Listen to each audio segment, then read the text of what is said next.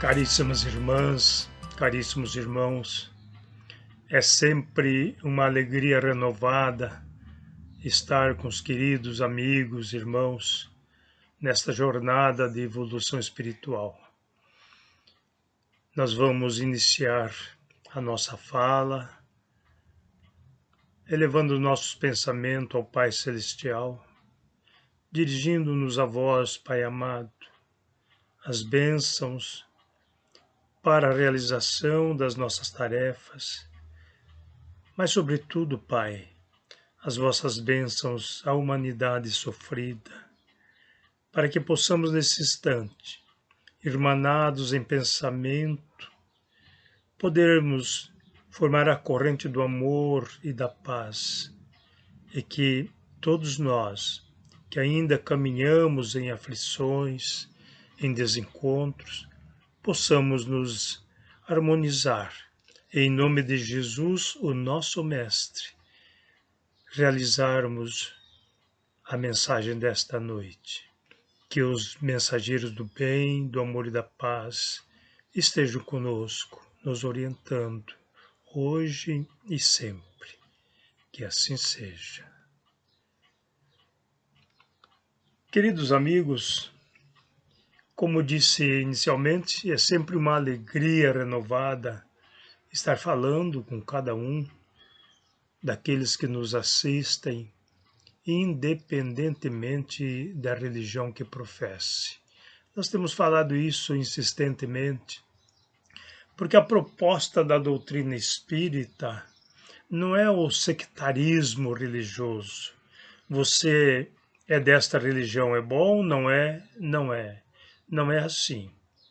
Nós vivemos num mundo de expiações e provas que nos oferece todas as oportunidades para o nosso melhoramento espiritual. É através das nossas atitudes, daquilo que nós fazemos de bom, é que nós vamos nos melhorando. Então a doutrina espírita, ela não vem combater as religiões, mas esclarecer pontos que ainda não estavam muito claros, inclusive dos ensinamentos de Jesus. Jesus foi claro nisso. Ele não ensinou todas as coisas, mas deixou a mensagem de esperança, de que um dia nós receberíamos mensageiros que ele chama de o outro Consolador, para que nos esclarecesse e nos revelasse verdades que a seu tempo de Jesus, não era possível colocar aquela gente. Então, cada coisa a seu tempo. Daqui a alguns séculos, novos ensinamentos virão, que também ainda a doutrina espírita não está colocando totalmente. Então, não que os mensageiros não saibam, mas que não convém trazer determinados ensinamentos quando o povo, as pessoas, ainda não conseguem discernir, não conseguem receber. Por isto, os ensinamentos de Jesus são atuais. Apenas novas informações nos são colocadas pelo plano espiritual. E na sua fala, em todas as suas ações, Jesus deixa patente a prática do amor, que é a caridade. Nós podemos amar as pessoas. Eu amo fulano, amo cicrano, amo tal. Mas quando a pessoa vem procurar-nos para uma ajuda qualquer, olha, hoje eu não posso, olha, eu estou sem condição, olha e tal. Que amor nós tínhamos ou temos? Mas quando nós colocamos em prática esse amor, estaremos realizando a caridade. Este ato que chamamos de caridade pode ser material e também espiritual. É não nos negarmos em estar juntos, estendendo a mão, tanto no aspecto material quanto no aspecto espiritual. Um abraço, um olá, uma ida a um velório. Tem gente que diz, eu não gosto de ir em velório. Quem gosta de ir a velório? Quem gosta de ver um amigo morto, um parente desencarnado? Quando almejávamos viver longos tempos na sua convivência? Ninguém gosta. Mas tem um valor imenso.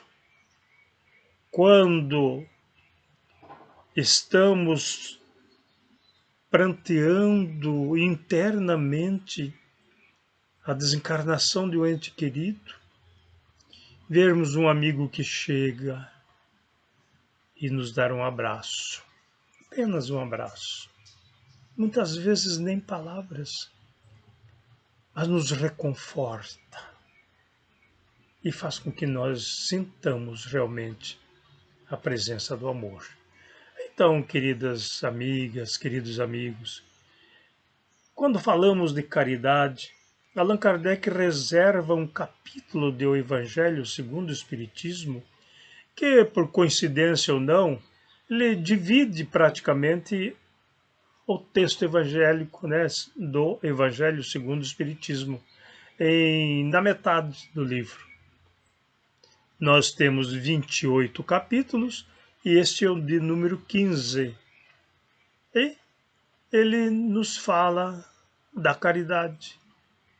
O título é Fora da Caridade não há salvação.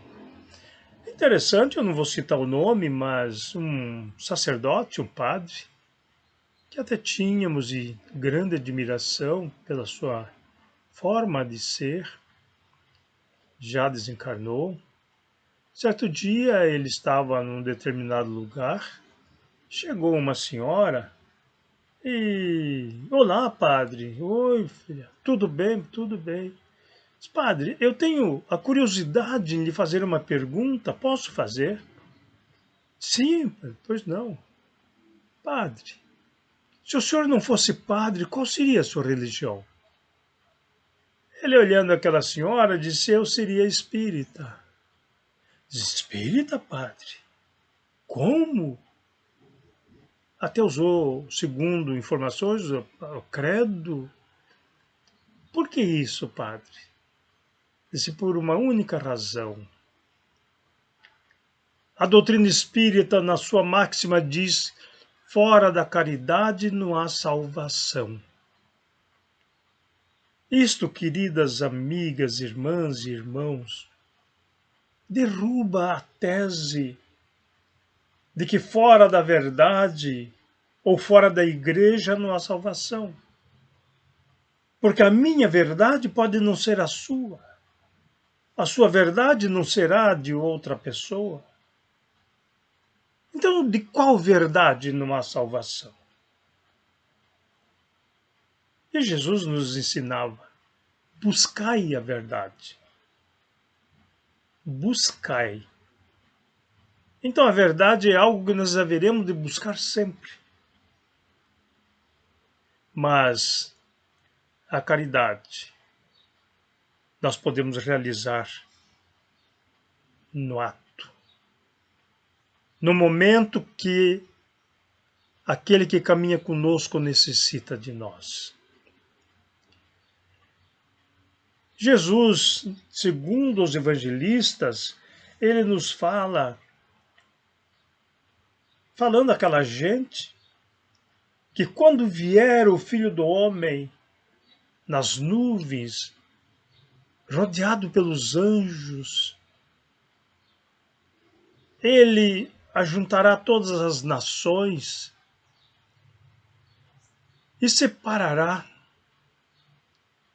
os bons, chamando-os de ovelhas, e os maus, denominando-os bodes, e dirá aos bons: ficai ao meu lado direito, filhos benditos do meu Pai,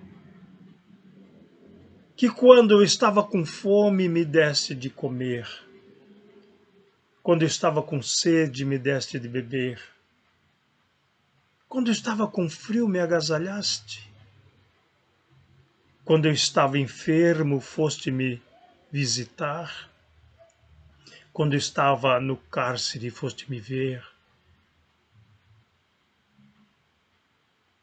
Ficai à minha direita, filhos benditos do meu Pai.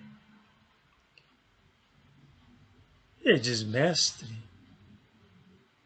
quando nós fizemos isto a ti? Ele diz: quando fizestes a um daqueles pequeninos, era a mim que faríeis. E aqueles do lado esquerdo, diz: mas Senhor, ele diz: vocês que quando eu estava com fome não me deste de comer, quando estava com sede não me deste de beber, quando estava com frio não me agasalhaste, quando estava enfermo não foste me visitar, quando estava no cárcere não foste me ver. Fica do meu lado esquerdo e tereis a condenação.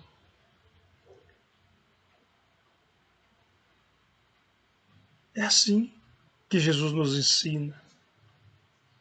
É verdade que na sua fala, nos seus ensinamentos, existe sempre a alegoria, mas era a forma que ele tinha para colocar aquela gente,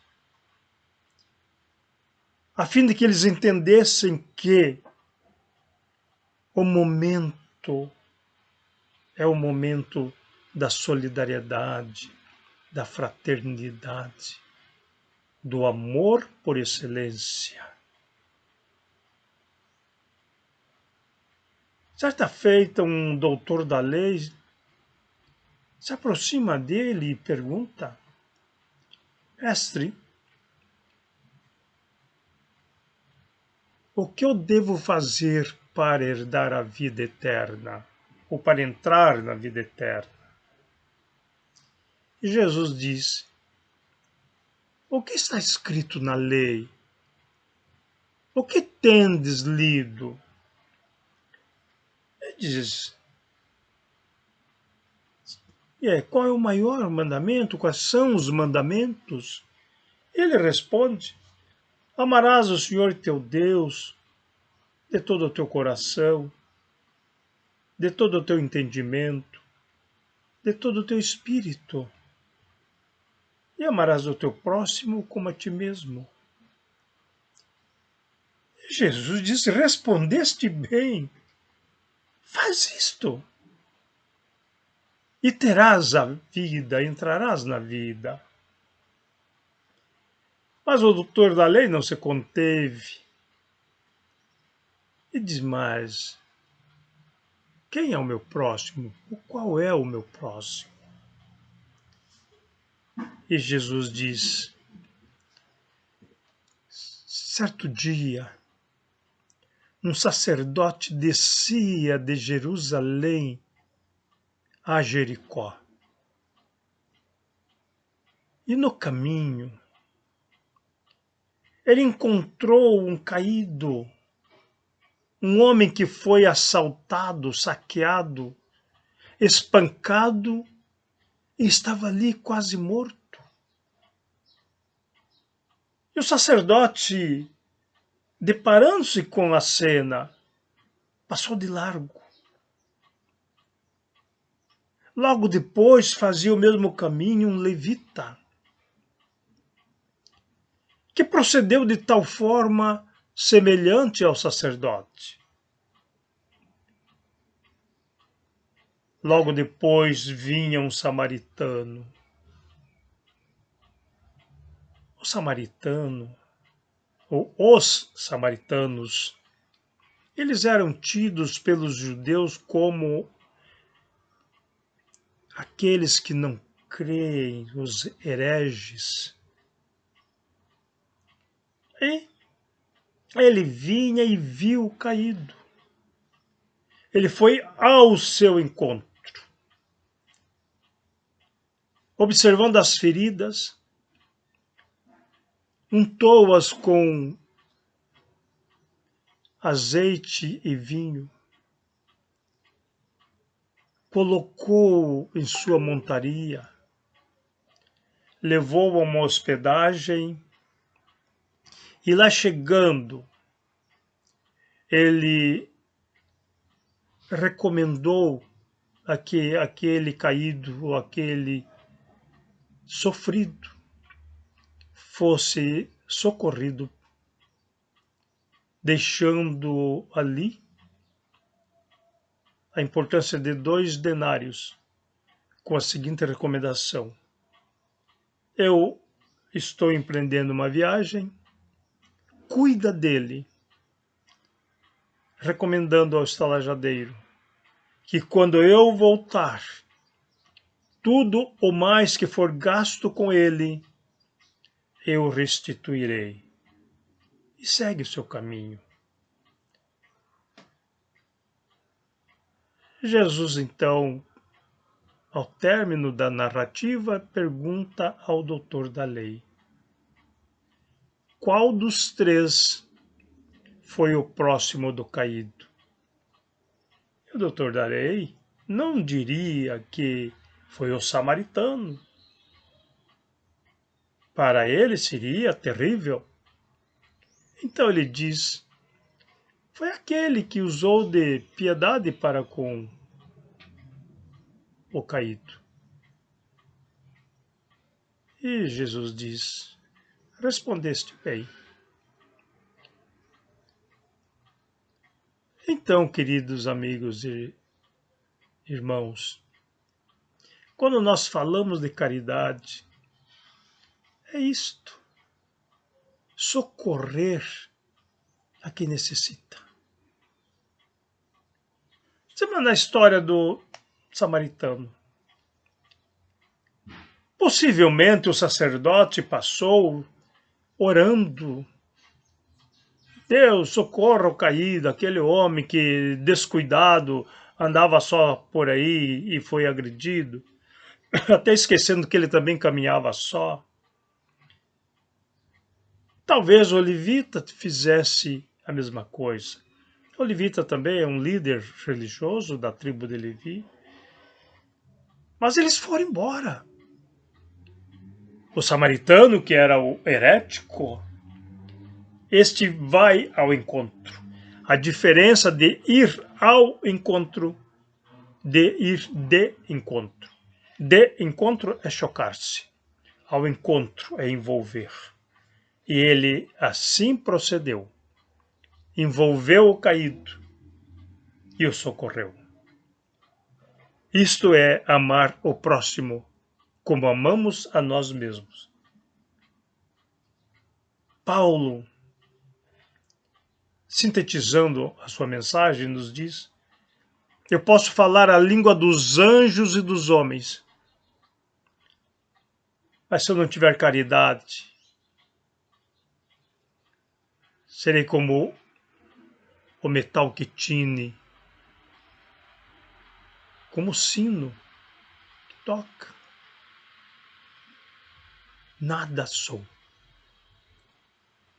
Eu posso dar tudo o que eu possuo